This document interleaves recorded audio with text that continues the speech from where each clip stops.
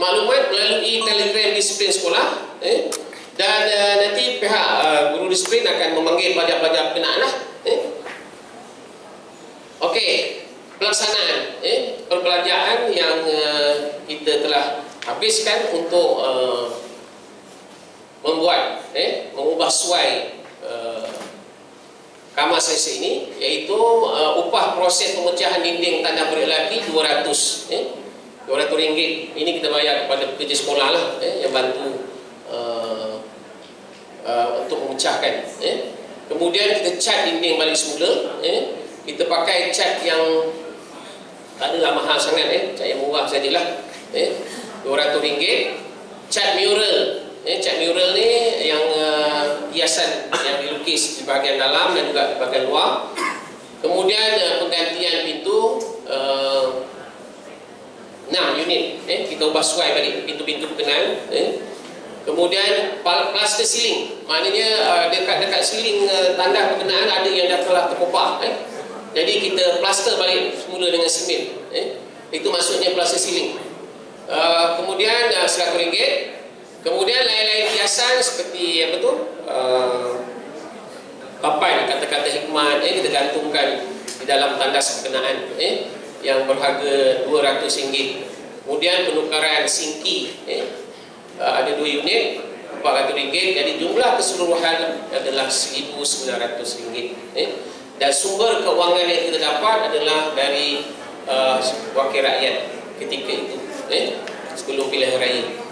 Okey, ini ialah data hasil daripada program kamar selesa ini. Fokus kami ialah untuk mengurangkan kadar konten kelas, kemudian kadar vandalisme, perbuatan menconteng dinding-dinding, dan juga kegiatan merokok. Alhamdulillah, pada Januari, ini perbandingan 2017 dan juga 2018. Januari ada 3 kes, iaitu 3 orang pelajar terlibat. Pelajar ni ialah tingkatan 3, ada yang tingkatan 4 seorang, ada tingkatan 5. Okey, kemudian selepas kita buat tangkapan ini, kita dah bagi nasihat kepada pelajar ini dalam himpunan. Pada Februari kurang, yang ini kita dapat kita tangkap lah, ini kes yang kita dapat tangkap. Kemudian bulan Mac tak ada, bulan Mac tak ada, ada penurunan kat situ. Lepas tu bulan April, kalau 2017 ada 2 orang pelajar lah, 2 kes, dan 2018 ada 2 orang. Dan Mei ini masih, ini adalah proses, masih lagi dalam proses mengubah suai, dan impaknya Mei, Jun, Julai dan Ogos 2018 tidak ada lagi pelajar-pelajar yang konteng dalam kelas berkenaan. Jadi pada kami, program ini dapat membantu kadar bilangan pelajar yang konteng kelas di tandas, di tandas. Okey, seterusnya kegiatan vandalisme. Kalau kita tengok 2017, yang ini dalam tandas juga, ada 2 kes, 2 orang pelajar terlibat. Kemudian Februari ada 1 orang pelajar. Kita tengok kat sini bulan Januari ini, kalau kita tengok 2017 tak ada kes pun. Saya dah bertanya dengan guru disiplin, daripada dapatan yang telah beliau maklumkan kepada saya, dia kata ini adalah ekoran daripada pelajar-pelajar ni baru balik daripada cuti panjang. Mungkin masa ini info-info tentang penjagaan tu masih belum dapat ditekankan lagi kepada pelajar-pelajar dalam himpunan rasmi.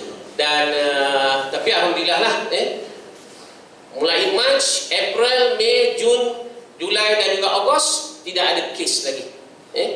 Jadi kalau tuan-tuan ada kesempatan, ada kelapangan, kami mengalu-alukan kehadiran tuan-tuan ke kamar selesa pelajar lelaki ini untuk melihat sendirilah. Dan pagi tadi saya dah pantau balik semula, saya tengok sebelah sini memang tidak ada conteng-contengan lagi di dalam tu.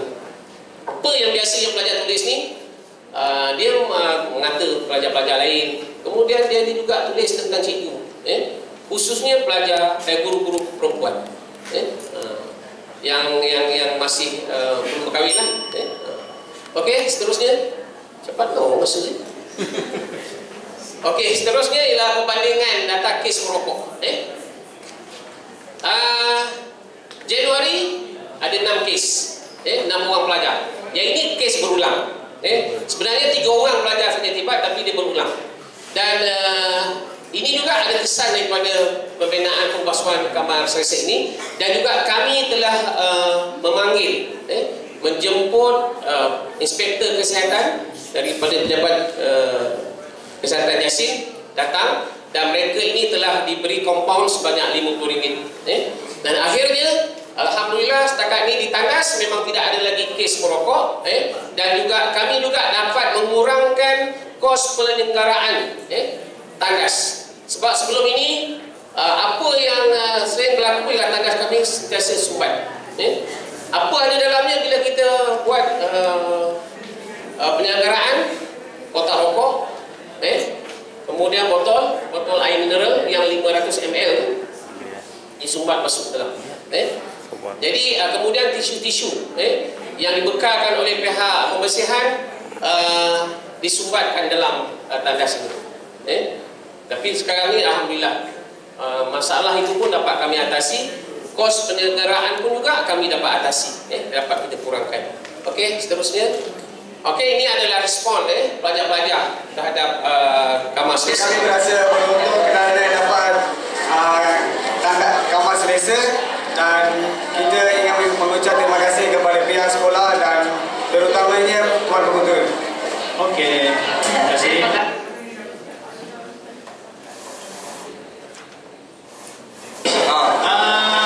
Bagi pendapat sikit tentang Tandas sekarang, macam mana? Tandas sekarang dah berubah, makin selesa, dah perbaikan. Ada nampak tak pelajar ponteng, serokok dalam ni? Pelajar ponteng dah berkurang, isap rokok pun dah berkurang. Maksudnya ada seorang lagi ke macam mana? Nanti ada. Okey, ada nampak pelajar conteng tak? Ada nampak pelajar conteng Tandas tak? Setakat ni belum ada. Okey, harap jaga kamar selesa kita. Okey.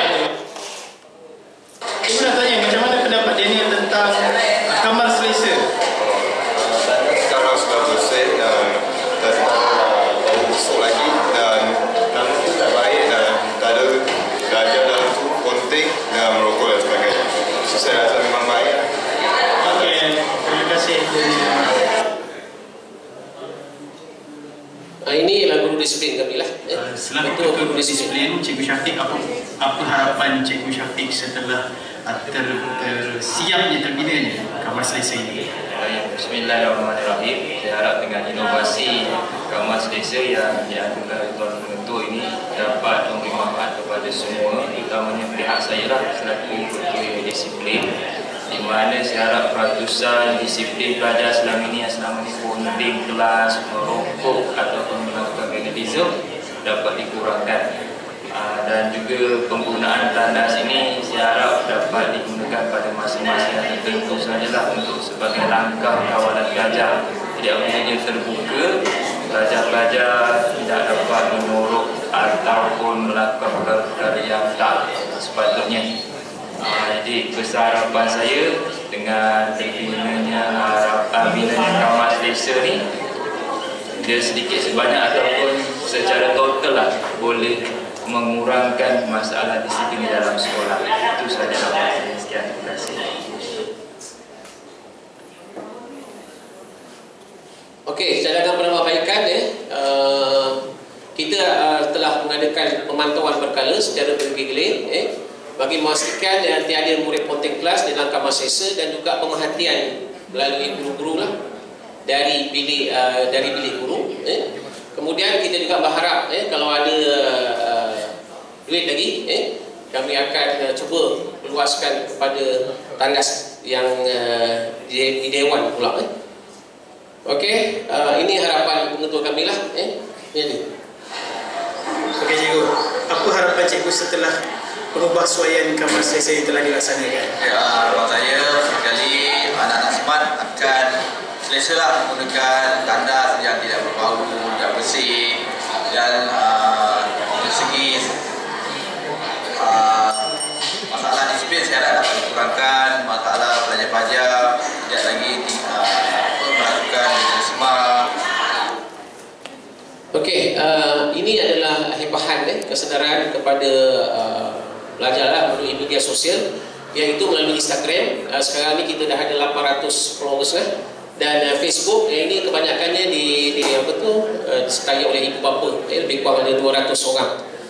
Okey, dan sebenarnya tambah sikit lagi, kita juga mengadakan perhimpunan rasmi berinovasi, iaitu kita tayangkan apakah kegiatan-kegiatan pelajar yang telah dilakukan dalam tempoh 1 minggu di sekolah. Tak kiralah masalah disiplin ke, akademik ke, koko ke, kita tayangkan masa perhimpunan rasmi. Jadi di situ pelajar-pelajar dapat input. Kerana kalau kita bercakap saja, pelajar-pelajar tak dengar, dia bising. Tapi bila sejak kita adakan perhimpunan rasmi berinovasi ini, pelajar-pelajar senyap. Dia memberi tumpuan, guru-guru pun kurang bercakap, dan kita dapatlah salurkan info terus kepada pelajar-pelajar. Jadi untuk satu lagi ponteng tadi, kita juga telah wujudkan satu papan putih untuk pelajar mencurahkan perasaan, tetapi yang positif saja. Kita dah wujudkan di sekolah. Itu saja persembahan kami, pembentangan kami. Jadi saya mohon maaf kalau ada terkasar bahasa, tersilap tutur kata. Dan saya bersama dengan pembantu saya Cikgu Zul, dialah yang buat PowerPoint ini. Terima kasih Cikgu Zul. Dan kita harap perkongsian ini akan memberi manfaat kepada semua PGB yang ada di Dewan ini pada hari ini. Sekian, wabillahi taufiq wal hidayah. Wassalamualaikum warahmatullahi wabarakatuh. Waalaikumsalam warahmatullahi wabarakatuh.